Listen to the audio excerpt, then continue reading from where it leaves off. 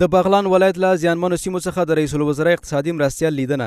مولا عبدالغني برادر وایي د دې ولایت په ځینو برخو کې د زورورو سیلابونو راوتو له کبله د اوښتو زیانونو کچه لوړه ده.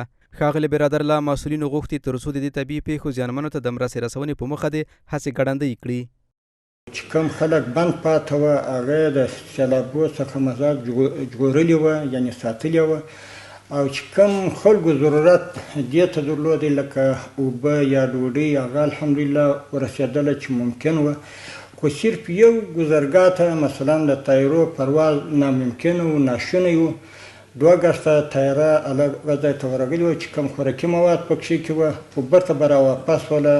د رئیس الوزرا اقتصادي مرستیال همداراز د بغلان زیانمنو سره د همکارۍ په برخه کې د هیوادوالو همغږي مهمه بولي. په دې کې موږ کوشش کوو او څه مواد هم را رسېدلي دي، خوراکي او غیر خوراکي مواد را رسېدلي دي، هغه به انشاءالله سبا د خیره موږ نقل کوو هغو ساحو ته چې کوم ډېر تلفات پکښې رسېدلي دي، که ځاني و که مالي و. انشاءالله سرپناه دپاره خیمې دا شیان موږ آماده کړي د سبا لپاره.